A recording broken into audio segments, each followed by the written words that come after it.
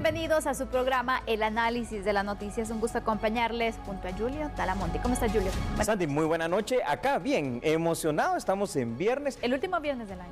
Hombre, mira qué bien, tienes toda la razón, el último viernes del año y traemos 3 temas que van a ser de verdad de mucho interés. ¿Y qué tal si empezamos con el primero de ellos, Sandy? Me parece, Julio, y tomemos en cuenta entonces que este viernes se dio a conocer que la Corte Suprema de Justicia rechazó la acción legal planteada por el titular de la PDH para la asignación de 30 millones de quetzales. Según la Corte, la PDH debe cumplir con los procedimientos administrativos y legales para solicitar esta ampliación. La Corte Suprema de Justicia rechazó un recurso de debida ejecución presentado por el titular de la Procuraduría de los Derechos Humanos, Jordán Rodas, en busca de que el Ministerio de Finanzas le desembolsara a esa entidad 30 millones de quetzales para ampliar su presupuesto. Mediante un comunicado publicado en redes sociales, la Corte Suprema de Justicia explicó que la PDH debe cumplir con los procedimientos legales y administrativos correspondientes para contar con esos recursos.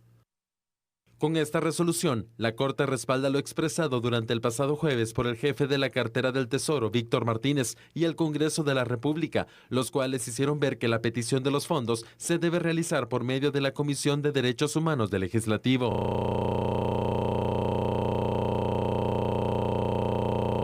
Esto está claro. Y lo hablábamos anoche precisamente con usted en este análisis.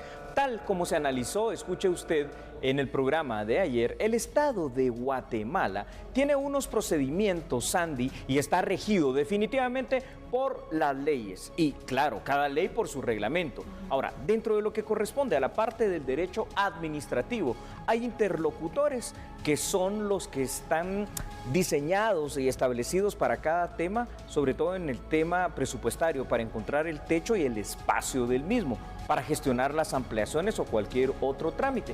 Y por eso es que esta solicitud de la PDH debió haber sido planteada precisamente ante el interlocutor adecuado, que era la Comisión de Derechos Humanos del Congreso de la República. Sin embargo, en una medida extrema, la PDH planteó un recurso de amparo ante la Corte Suprema de Justicia para tratar de obtener esos fondos. Sin embargo, la Corte le enmienda la plana al Procurador de Derechos Humanos y le dice, no, hay una vía, la ley lo indica, es la vía administrativa y tienes que pedírselo a quien corresponde, es decir, a la Comisión de Derechos Humanos del Congreso de la República. Se dice fácil, el gran problema, 700 trabajadores de esa institución no cobraron lo que es el salario del mes de diciembre y tampoco van a cobrar, al menos en este mes, lo que les correspondía en relación al aguinaldo, es decir, generalmente se paga la mitad, ¿verdad, Sandy? Y tendrán que esperar, vaya usted a saber cuándo, medio mes, un mes, para que les puedan pagar esa situación. Y todo por no llevar la vía legal administrativa que corresponde y que es tan clara, ¿no? Y bueno, ante esta situación, mucha gente se preguntaba, ¿pero por qué no le solicitó al Congreso entonces esta ampliación?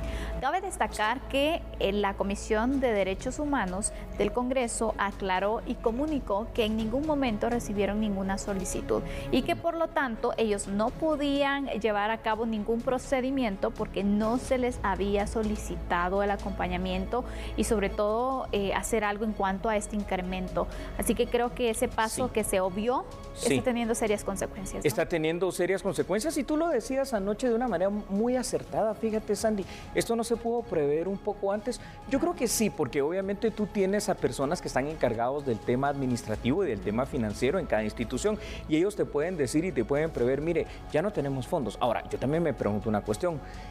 De conformidad a lo que yo escuché del ministro de Finanzas Públicas, se le otorgó lo que ya estaba asignado a la institución del Procurador de los Derechos Humanos. La pregunta es, ¿por qué se acabaron esos fondos? ¿Por qué no alcanzó? Porque se supone que dentro de lo que ya está diseñado en el presupuesto, lo primerito, digo yo, que deberías de apartar y tener mucho cuidado de que no vaya a faltar ni se toque ese dinero, es lo que corresponde a los salarios de las personas, ¿no? Eso es sagrado. Pero bueno. Pero por eso vamos a mostrar otros datos que tenemos para ampliar ese análisis, porque ¿es grave o no que el Ministerio de Finanzas Públicas otorgue la totalidad de los fondos asignados a la institución, en este caso la PDH, lo cual supondría que cubría al menos los salarios de los trabajadores, o al menos eso era lo que se esperaba? Evidentemente esto no fue así y ahora un aproximado de 700 empleados de la PDH tendrán que esperar a mediados o finales de enero del próximo año para recibir su pago.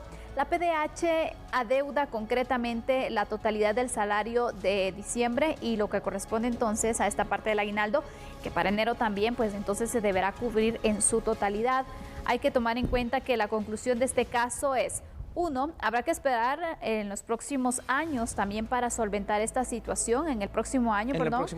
Y queda como lección para todas las instituciones públicas, sí, que puedan hacer sus proyecciones presupuestarias con tiempo, que puedan observar, porque cada institución sabe lo que mes a mes debe de erogar producto de los pagos de salarios. Es decir, no es un gasto que al final tú digas, bueno, es que no lo previmos. No lo sabía. Era un gasto al final, mes a mes ellos tienen que cumplir al final con los trabajadores. ¿Tú sabes cuánto es tu nómina? ¿Sabes cuánto es tu planilla? Y sabes cuánto tienes de presupuesto, ¿no? Es correcto. O debería de saberse. Y fíjate, ¿sabes qué me recuerda esto? La situación que pasó también en la Universidad de San Carlos de Guatemala, ¿recuerdas? Pero bueno, con anticipación ellos hicieron las gestiones, inclusive se dio cobertura. Acá hicimos los análisis correspondientes. En algún determinado momento uno siempre se cuestiona, al menos yo siempre me lo pregunto, porque a las instituciones, si ya tienen un presupuesto asignado, no les alcanza y hay que estarles dando realmente pues este tipo de ampliaciones. ¿Será que son magníficos para la ejecución y los resultados son sobresalientes? Bueno, no sé, habría que ver, habría que preguntarle al guatemalteco cuál es esa percepción en cuanto a los resultados que cree que tiene la institución de la Procuraduría de los Derechos Humanos, ¿no? Pero bueno, independientemente de esa situación, tú lo dijiste, esto es algo que no debe pasar porque se debe haber previsto. Claro. Yo quiero dejar sobre la palestra alguna otra situación, es decir, ¿será que algún otro tipo de gasto eventualmente que se haya podido haber hecho por esa institución no vino a afectar al final de cuentas esto de los salarios y se confiaron de que iban a obtener mediante un recurso legal como el amparo que la Corte Suprema de Justicia les dijera que sí y al final de cuentas dijeron no, porque no es la vía legal? Imagínate qué golpe más duro, ¿no? Difícil, Julio, porque mira, al final yo creo que a veces se piensa que con la solicitud de un amparo tú puedes solucionar todo. Y de verdad, qué bueno que al final la Corte respetó los procedimientos. Cierto. Y que obviamente le da entonces el papel a cada institución. Es decir, ellos no pueden ordenar algo cuando saben que por procedimiento no corresponde. Entonces, y no se hizo ese mismo procedimiento correctamente. ¿Sabes qué me pregunto a este punto? ¿Qué hubiera pasado, por ejemplo, si la institución del Procurador de los Derechos Humanos envía esta petición a donde corresponde con el tiempo, a la Comisión de Derechos Humanos? Si al día de hoy no se tuviera ese salario, el problema no sería del Procurador Jordán Rodas, sería de la Comisión de los Derechos Humanos. Y entonces, aunque tomando en cuenta el periodo de vacaciones, creo que ya era muy tarde, ¿no? Era muy tarde en el momento también en que se hizo, pero te digo de que de nada sirve, como hizo el día de hoy, de reunir a sus trabajadores y tratar de explicar y decirles, mire, es que en los medios de comunicación dicen tal y tal cosa. No, señores, en los medios de comunicación decimos lo que es, y lo que es que 700 personas de esa institución al menos se van a quedar sin dinero. Entonces, ¿eso cómo se lo explicas tú como jefe de una institución a alguien? No, yo creo que con esto realmente hay que tener cuidado porque no se juega con el salario de las personas, de ahí dependen las familias. Sí. Y me extraña porque incluso varias instituciones del Estado, bueno, con días de antelación han hecho pues el desembolso, ¿no? Es decir, han pagado la planilla porque saben que los trabajadores obviamente tienen la esperanza de llevar pues el alimento para la Navidad, los gastos que se vienen, ¿no? Exactamente, los regalos y todo lo que esperan. Y obviamente por esta misma situación adelantaron un poco incluso el pago en varias instituciones. La pregunta es, ¿por qué no prever entonces esta situación y también hacer una situación como esta? ¿Dónde quedaron esos años de experiencia finalmente? Porque no es el primer año del procurador al frente de la institución. De la institución, al final de cuentas, sí, es el responsable de la institución, tienes toda la razón. Ahora, imagínate, bueno, supongamos ya pasó la Navidad, pasará el Año Nuevo y no tienes dinero, malo, pero de pronto lo puedes pasar, difícil. Pero ¿y enero? ¿Y el inicio del ciclo escolar? El pago de colegiatura, de inscripciones. El pago de útiles, de inscripciones, de todo eso. Es duro, ¿verdad? Ahí tenemos la situación. Yo creo que ahora, obviamente, pues van a tener que usar el camino correcto, que es mandar esta petición y esta solicitud a la Comisión de Derechos Humanos, pero todo este tiempo ya se perdió. Y ese tiempo será el que se tarde en responder, en resolverse y en que los trabajadores de esa institución tengan su salario. Otra consulta ya para ir concluyendo, Julio. ¿Cabe otra medida? Es decir, ¿el procurador podría abocarse a la Corte de Constitucionalidad? de que lo puede hacer de conformidad a lo que él hace, que es interponer amparo. Yo te digo, lo puede hacer, pero no. Y tomando en cuenta las acciones también de la CC en cuanto a decisiones de todo tipo de decisiones de todo tipo. Esperemos que no, ¿verdad? Al final de cuentas, este es un tema técnico, es un tema simple, es un tema administrativo. Incluso la Corte Suprema de Justicia, integrada con 13 magistrados, le dijo, mire, señor procurador, el camino es este, vaya a la Comisión de Derechos Humanos, ellos son los que tienen que tramitarle. Ahí tenemos el tema, a ver qué es lo que va a pasar, no lo sabemos. Bueno, mientras tanto, los trabajadores, los aproximadamente 700 empleados de la PDH están aún a la espera de ese pago. Concluimos el análisis, pero al regresar de la pausa, ¿de qué estaremos hablando, Julio? Sandy, yo me pregunto una cosa y tú me vas a ayudar a resolverlo. ¿A qué se deben tantos accidentes automovilísticos que han habido en los últimos tiempos en Guatemala? Uy, hay una serie de factores, pero eso los vamos a analizar después del corte. Por favor, usted siga con nosotros. Así es, no cambie porque nosotros somos a la medida.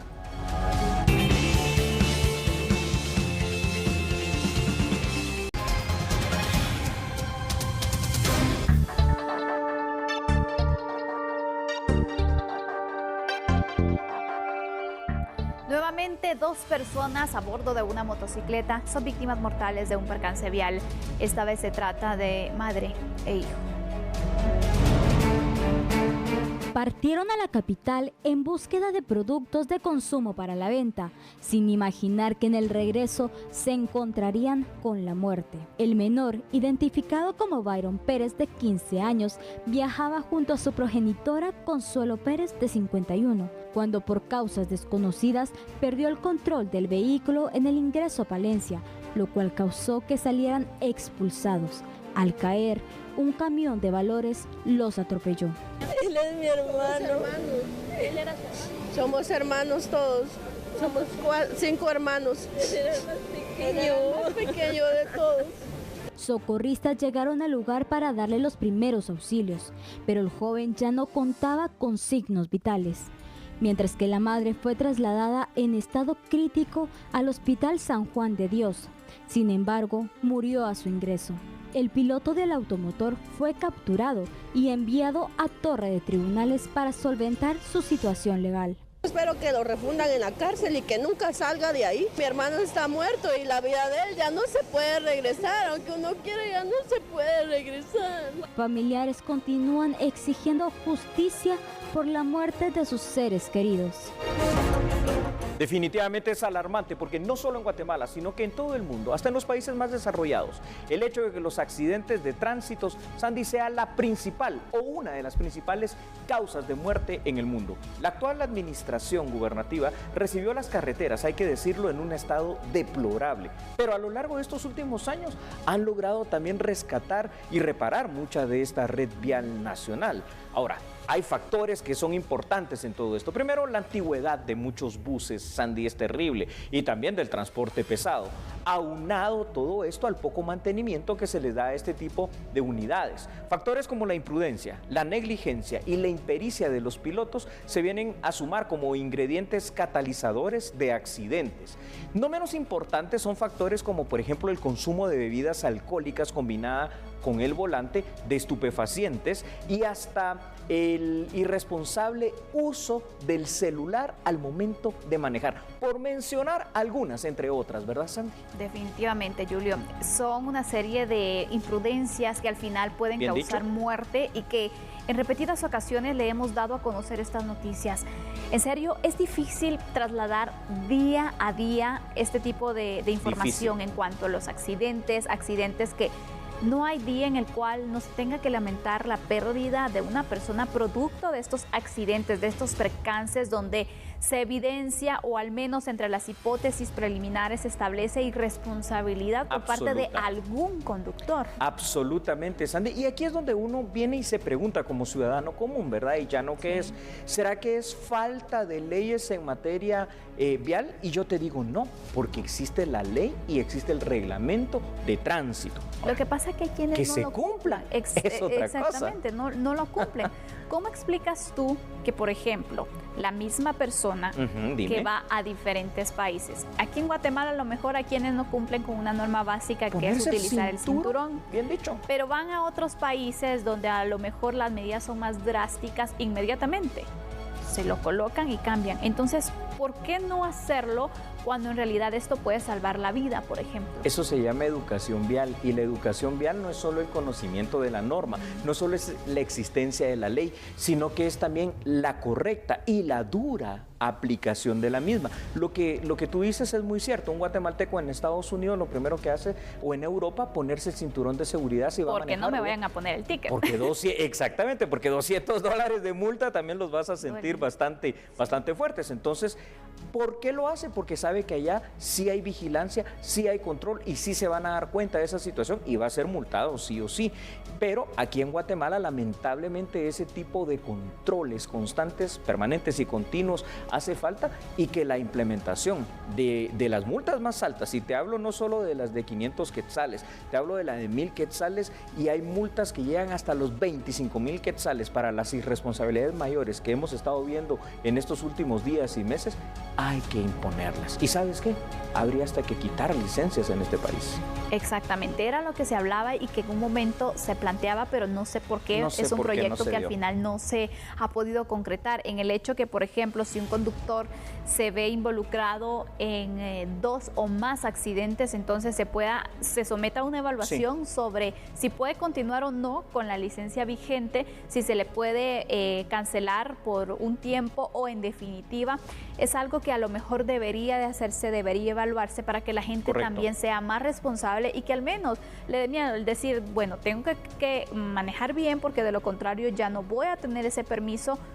Y sabemos lo complicado que puede resultar. Tal vez sería un proyecto que debería de evaluarse. Yo creo que hay que evaluarlo, definitivamente, la cancelación de la licencia hasta como medida máxima. Porque ¿cómo se explica a usted, por ejemplo, y nosotros acá en el estudio, Sandy, que existiendo la ley y el reglamento de tránsito todavía veamos manejando transporte pesado o manejando buses que transportan a muchas personas, a muchas decenas de personas, a hombres o mujeres que sean menores de 25 años, que no se porte el seguro ni las medidas de seguridad correspondientes que te ordena la ley? Ya solo incumpliendo eso, pues ya lo vemos mal. Sabes que hoy veía en las redes sociales, ¿no?, que son maravillosas para todo eso, el departamento del cual tú eres oriunda, que es precisamente Jutiapa.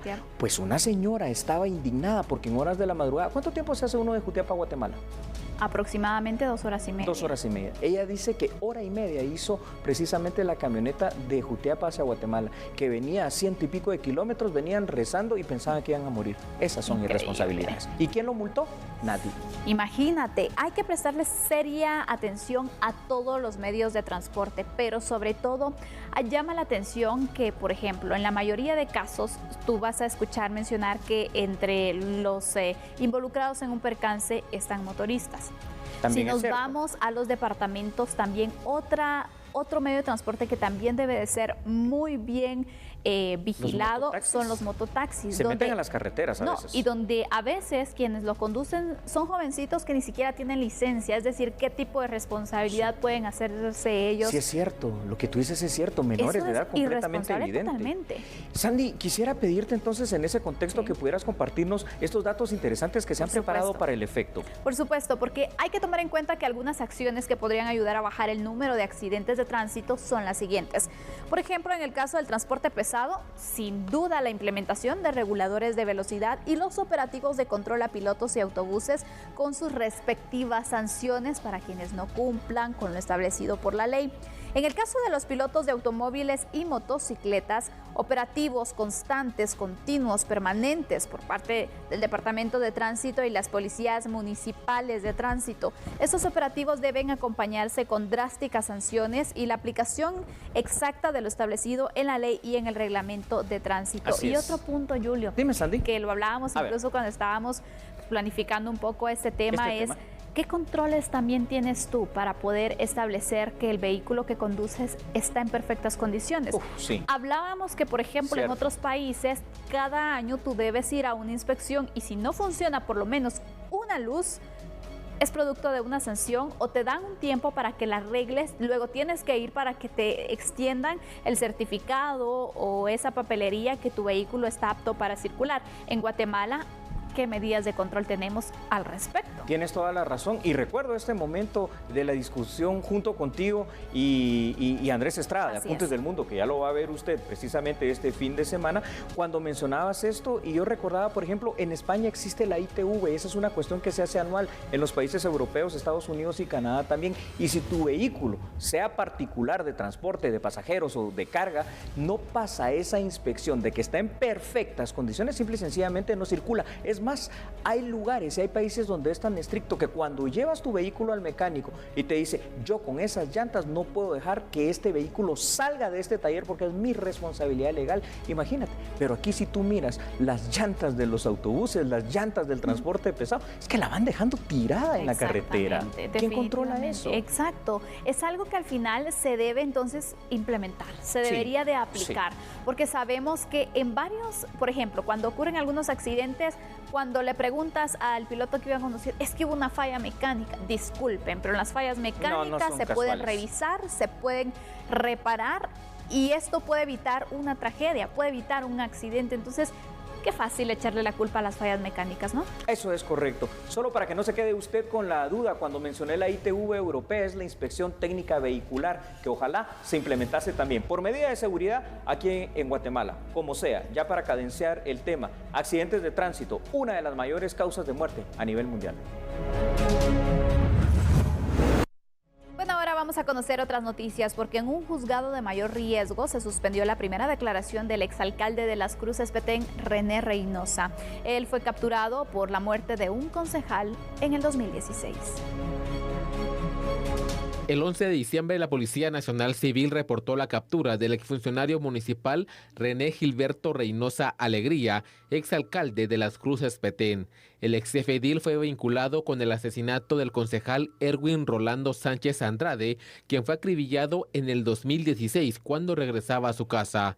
Según la investigación preliminar del Ministerio Público, el ataque en contra del exconcejal pudo haberse originado por diferencias y discusiones que tuvo con el sospechoso René Gilberto Reynosa Alegría. La diligencia no se inició, pues el abogado defensor Víctor Luna recusó a la juzgadora del proceso, Erika Lorena Ifán, al considerar que ya conoció el proceso y duda de su imparcialidad. De dudar de la imparcialidad del juzgador. Obviamente, teniendo la jueza o la honorable juzgadora un conocimiento previo de las circunstancias, ¿qué suerte podría tener mi cliente en quedar o no a sujeto a proceso penal? La misma suerte. No nos engañemos a nosotros mismos, honorable juzgadora.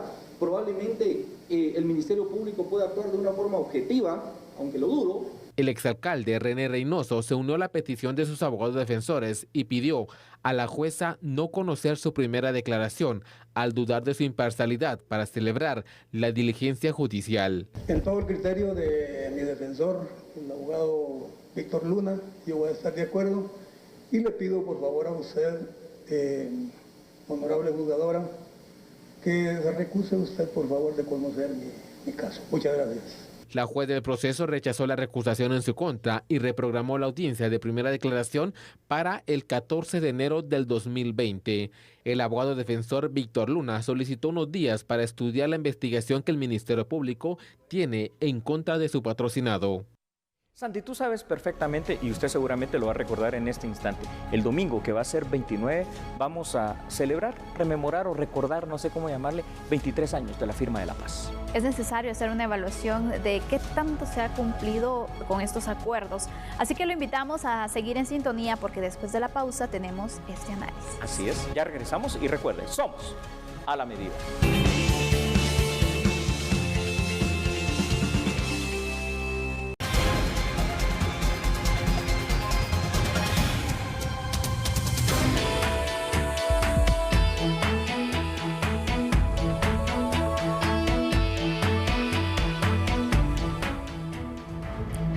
Gracias por seguir en sintonía. Estamos por conmemorar un aniversario más de la firma de los acuerdos de paz. A continuación, observaremos un poco de los preparativos para poder de esta forma conmemorar esta fecha tan importante. La Secretaría de la Paz de la Presidencia prepara una ceremonia maya para conmemorar los 23 años transcurridos desde la firma de la paz entre el gobierno de Guatemala y grupos armados. El acuerdo de paz firme y duradera se realizó el 29 de diciembre de 1996, donde se adoptaron 12 compromisos cuyos avances se proyectarán en un acto protocolario la tarde del domingo en el Palacio Nacional de la Cultura. La ceremonia que se celebra todos los años, la ceremonia maya, que para nosotros es de mucha importancia. Este será el primer acto conmemorativo el 29 de diciembre a las 7 de la mañana en el Centro Ceremonial Caminal Cuyú. A las 5 de la tarde será el acto solemne. Es un acto muy protocolario donde el señor presidente y las autoridades del Ejecutivo se reunirán con otras autoridades de los diferentes organismos para conmemorar los 23 años de la firma de la paz firme y duradera. Durante estos 4 años se ha trabajado fuertemente con el Ejecutivo para que estos acuerdos de paz avancen. Se ha logrado bastante, se ha logrado trabajar lo que nosotros le llamamos la agenda contextualizada. Es la misma agenda política de la paz, únicamente que con todos los avances de los ministerios y las secretarías de gobierno. Durante la ceremonia de conmemoración, la Secretaría de la Paz dará un informe sobre los avances en materia de derechos humanos, identidad, derechos de los pueblos, la situación agraria, entre otros. Quiero comentarle que bastante hemos avanzado, lo que pasa es que la población es muy grande, ¿verdad? Ya casi rozamos los 20 millones de habitantes. Entonces, cubrir a una población tan grande es bastante complicado, pero eso no es imposible. Se ha avanzado, claro que sí. Por ejemplo, la ley de idiomas nacionales. Podemos ver que hoy en todas las escuelas de preprimaria, primaria, los idiomas originarios, hay muchísimos maestros que están trabajando con niños de la preprimaria, con niños de primaria en sus idiomas originarios. La Secretaría de la Paz lo que ha hecho es darles acompañamiento a las direcciones de planificación para que sea mucho más accesible el ver qué se está cumpliendo y qué no.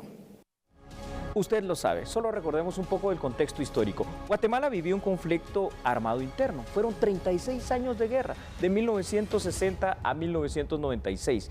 Estos 23 años que ya pasaron, como dijo Sandy, desde la firma de los acuerdos de paz, debe dejarnos algo para reflexionar. Es cierto, ya no hay guerra. Es cierto, se firmó esa paz firme y duradera, pero ¿realmente existe paz? El tejido social guatemalteco todavía se ve afectado por los resabios y por los problemas sociales, Sandy, derivados de esa guerra interna.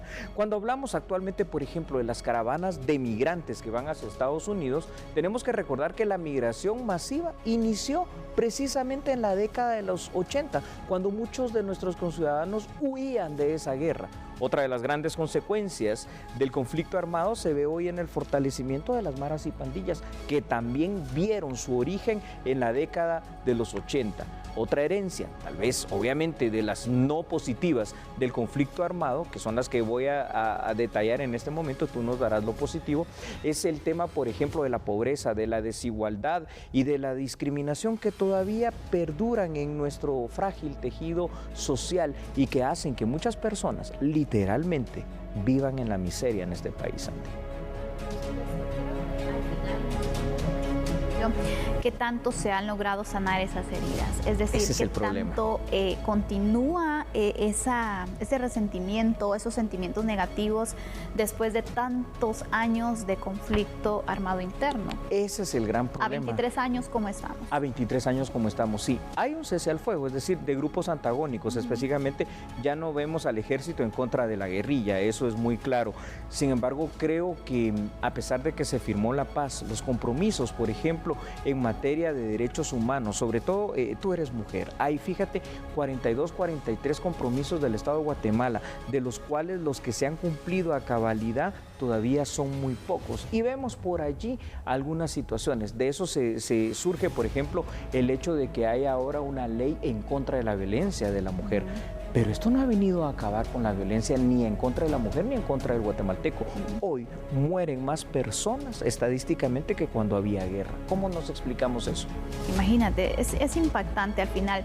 pero sobre todo entonces recordemos que son varios los acuerdos que se firmaron en aquel tiempo. 14. Y que sin duda todavía hay situaciones que por lo visto quedaron pendientes, o por poner de ejemplo también tenemos esta situación con quienes estuvieron de combatientes en el ejército que han solicitado también, exactamente, en la medida lo hemos analizado, han solicitado pues ese resarcimiento, ¿no? Entonces al final se incluyó, no se incluyó, se les tomó en cuenta o no, eran parte de la negociación, o qué pasó ahí, por qué a 23 años continúan exactamente este tipo de solicitudes. Eso no te da paz, obviamente, ¿verdad? Porque eso, quiera que no, genera un conflicto dentro de nuestro tejido social. Ahora, también estoy diciendo algunas cosas que se han derivado, digamos, negativas del conflicto armado interno, no de la firma de la paz. Ahora, hay cosas muy positivas que sí se derivan de la firma de la paz. Andy, ¿cuáles son algunas de ellas? Bueno, vamos a mostrar en pantalla algunos de estos aspectos positivos derivados de la firma de los acuerdos de paz, y entre estos podemos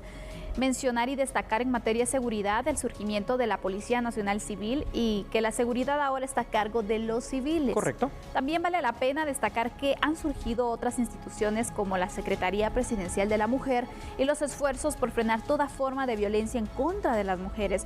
El fortalecimiento de la conciencia y la temática también de los derechos humanos es uno de los grandes logros derivados de la firma de la paz.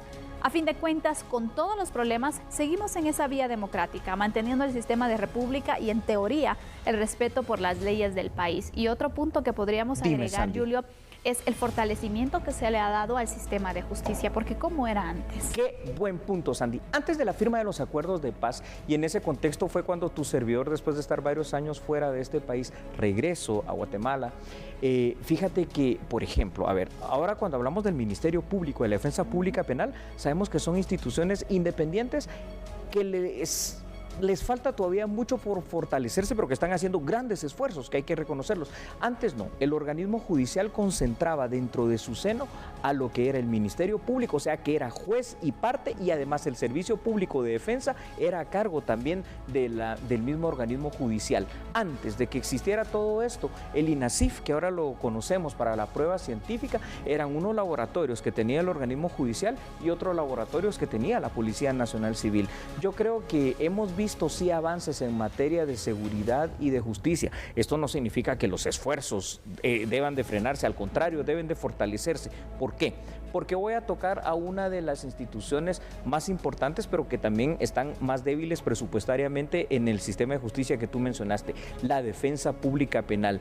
Es que es absolutamente necesario. Si nuestra Constitución dice que todo imputado o señalado de la comisión de un delito tiene presunción de inocencia, pues tiene que tener el servicio de Defensa Pública Penal, pero no alcanza. ¿Por qué? Porque no hemos apostado a fortalecer esas instituciones, y eso sí nos traería paz. Definitivamente, y aparte recordemos también la defensa, que es otro de los derechos servicio sagrado, exactamente, constitucionalmente. Entonces son algunas tareas que quedan pendientes, es decir, a raíz de la firma de los acuerdos de paz surgen estas entidades descentralizadas que se busca entonces fortalecer, pero al final falta mucho por poder hacerlo, es decir, por ampliar la cobertura, por darle mayores recursos, por fortalecerla de esa manera, al igual que otras entidades como el INASIF, el Ministerio Público. Definitivamente. Fíjate que desde 1998, por ejemplo, funciona la instancia coordinadora de modernización del sector justicia. Pero yo le pregunto a usted en casa, estimado televidente de La Medida, ¿conoce qué es eso? ¿Sabe qué es eso? No, porque a lo largo de todos estos años no se han hecho notar, no han tenido el peso suficiente para entender que así como el crimen, fíjate, Sandy, actúa de manera organizada, también nuestro sistema de justicia, al menos en teoría, ¿verdad? Con la instancia del sector justicia, está actuando de manera organizada, pero esa organización debe fortalecerse, esa organización debe de conocerse, y esa organización debe de ser más palpable todavía. Y para eso se necesitan recursos. Recursos, porque si llevamos de verdad una justicia pronta y cumplida, vamos a empezar a construir el camino de la paz, el camino del perdón, el camino del progreso. Para finalizar y a manera de conclusión, Julio, ¿qué otras tareas o acuerdos pendientes se tienen en nuestro país? Yo creo que todavía falta mucho en trabajar en el tema, por ejemplo, del desarrollo social, es decir, de que las personas puedan tener el acceso a la salud, todas, el acceso a la educación, todas, el acceso al trabajo, todas, porque todos esos ingredientes juntos, junto con la seguridad, junto con la justicia y un Estado de Derecho fuerte, nos van a llevar de verdad a construir un bonito país, pero en paz. Bueno, ahora vamos a conocer otras noticias y hablaremos acerca de las deportaciones tanto por vía aérea como por vía terrestre, y es que estas han cerrado con cifras récord, superando incluso los años anteriores. Aquí tenemos los detalles.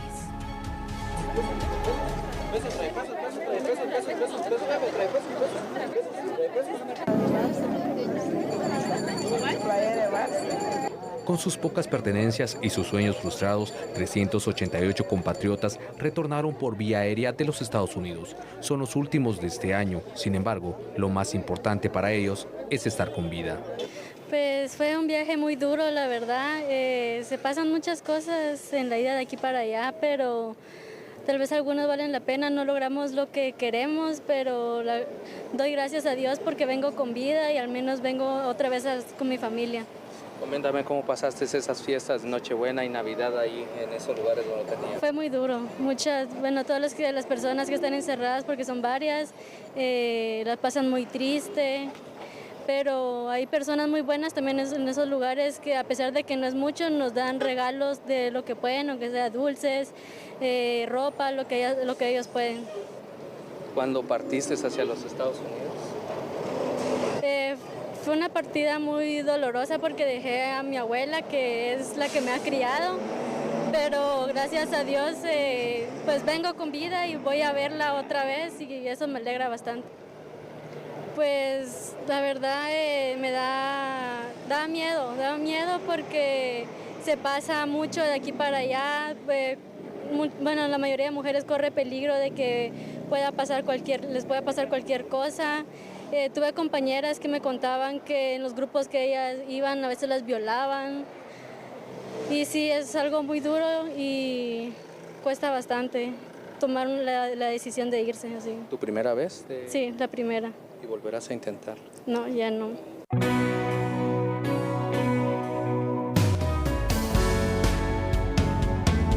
Ella fue parte de los 103,000 compatriotas que fue deportado por vía aérea y terrestre desde Estados Unidos y México. En 2018 fueron repatriados 92,524 personas, lo que representa un alza del 11% entre ambos años. Pero la historia no termina, pues se contempla que nuevamente las deportaciones 2020 arranquen a partir del 6 de enero próximo.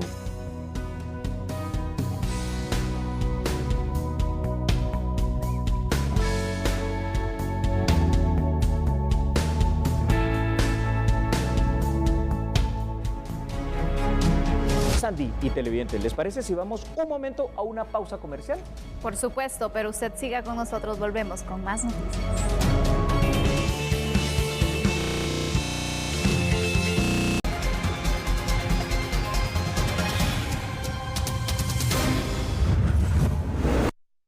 Gracias por seguir en sintonía. La Superintendencia de Administración Tributaria dio a conocer el número de sentencias que han quedado en firme en materia tributaria. Tal y como lo establece el artículo 101, literal B, del Código Tributario y el artículo 31 del Decreto 20/2006 de la SAT, esta entidad dio a conocer el número de sentencias en firme dictadas por juzgados o tribunales. Del 1 de mayo al 31 de octubre se contabilizaron 366 fallos judiciales, 277 a favor de la SAT. De esa cifra, 31 son en el orden económico coactivo, 19 de lo contencioso administrativo y 3 penales, entre otros. Además, se establece el cierre temporal de 134 empresas, establecimientos o negocios por incumplimiento tributario. Se detalla por parte de SAT que si usted tiene alguna duda, puede visitar el sitio electrónico de la entidad en el apartado de verificador de incumplimiento tributario. El presidente de la República, Jimmy Morales, asistió a la ceremonia de ascensos de 9 oficiales del Ejército de Guatemala. Vea, por favor, esta información. Esto es muy importante, Sandy, porque sabes que todos los meses de diciembre esto es algo recurrente. ¿Quiere usted saber la información? Ahora la va a ver. 9 elementos del ejército que prestan servicio en la Guardia Presidencial recibieron el ascenso a grado inmediato superior por parte del presidente de la República, Jimmy Morales. El acto protocolario se realizó en el cuartel de Matamoros. Este reconocimiento se debe en gran medida a la disciplina, la lealtad y el fiel compromiso que cada oficial demuestra a lo largo de su carrera militar, pero también esa lealtad, esa fidelidad y disciplina como el compromiso que presenta cada uno de los miembros de tropa y del ejército en su totalidad. Esta mañana me honro en presidir estos actos de ascenso que marcan la carrera militar y profesional de cada oficial que hoy será ascendido a un grado superior. Como presidente de la República de Guatemala y comandante general del Ejército, les recuerdo que cada grado alcanzado se traduce en una mayor responsabilidad ante nuestra patria, que debemos cumplir con honor, ética y valentía. Por lo tanto, el ascenso también nos demanda un rol ejemplar ante nuestros subalternos, a quienes debemos guiar con liderazgo y visión estratégica.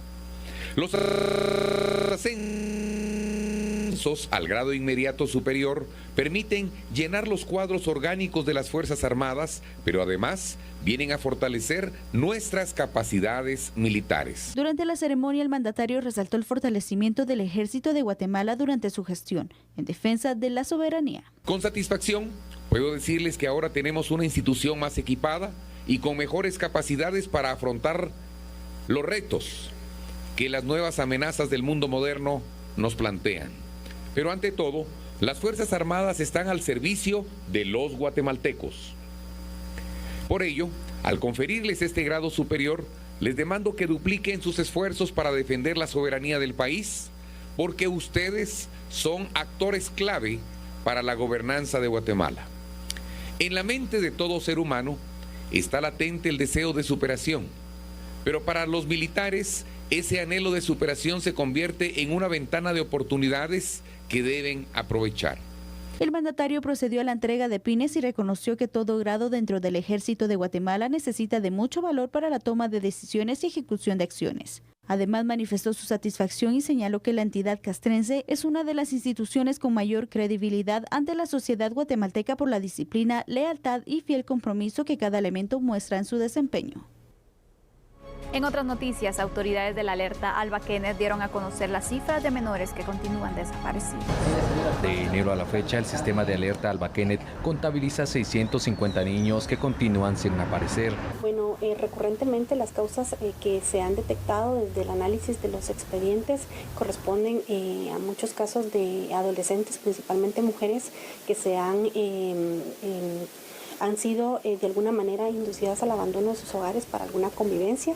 También tenemos reportes frecuentemente de adolescentes, hombres y mujeres, que han sido víctimas de alguna situación de maltrato por la cual ellos se han ido de sus domicilios o de sus residencias.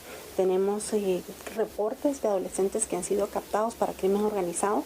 Tenemos reportes de niños que han migrado acompañados o no acompañados para otros países, y tenemos un reporte de alertas que se han activado también precisamente por abandono de las residencias de protección adscritas a la Secretaría de Bienestar Social. Entre otras causas, que estas son las más frecuentes, también tenemos reportes de secuestro, de trata de personas, descuidos, negligencias. Dicha unidad señala que en promedio se reporta la desaparición de 19 niños y adolescentes diariamente. Guatemala es el departamento que mayor recurrencia tiene de estos reportes. Quetzaltenango, Escuintla, Petén y Huehuetenango son los que siguen entre estos reportes de activación de alertas. Sin embargo, las alertas se están activando a nivel nacional. El sistema ha detectado que hay periodos durante el año en los cuales se da como una mayor incidencia de alertas. Alba Kenneth, sin embargo, el promedio diario de las alertas, según el último dato, es de 19 alertas por día. En lo que va del año, Alba Kenneth contabilizó 6.529 alertas que fueron desactivadas. Ante ello, encargados de dicha unidad instaron a los padres de familia a mejorar la comunicación con sus hijos. ¿Sabe usted que en Catedral Metropolitana se celebró la Santa Eucaristía? Esto con el efecto de poder nombrar a 8 diáconos de la Arquidiócesis de Santiago de Guatemala. Vea la información. La arquidiócesis se viste de fiesta en ese día por la ordenación de 8 nuevos diáconos, que presentarán servicio espiritual en diferentes parroquias. La Santa Eucaristía fue dirigida por Monseñor Raúl Martínez, quien tomó el juramento y compromiso de los nuevos diáconos al servicio de Dios y la congregación. El diácono es un hombre de fe, representante de la Iglesia. Es un testigo de Cristo sirviente y ha sido configurado en Cristo por el Espíritu Santo con un don y promesa permanente de carácter indeleble. Los diáconos prometen vivir el carisma del servicio al pueblo de Dios a través de la palabra, el sacramento de la Eucaristía, la caridad y la justicia por el resto de sus vidas. En Guatemala, el proceso de preparación para recibir el nombramiento de diácono puede tardar entre 8 a 12 años. La particularidad de este caso es que en la ciudad de Guatemala no siempre se realiza la Santa Eucaristía de ordenaciones diaconales. Luego de cumplir todo este proceso, los diáconos pueden ser nombrados sacerdotes.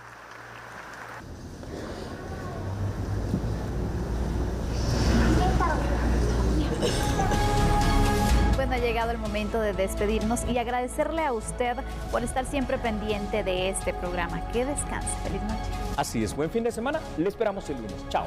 Hasta el lunes. Chao.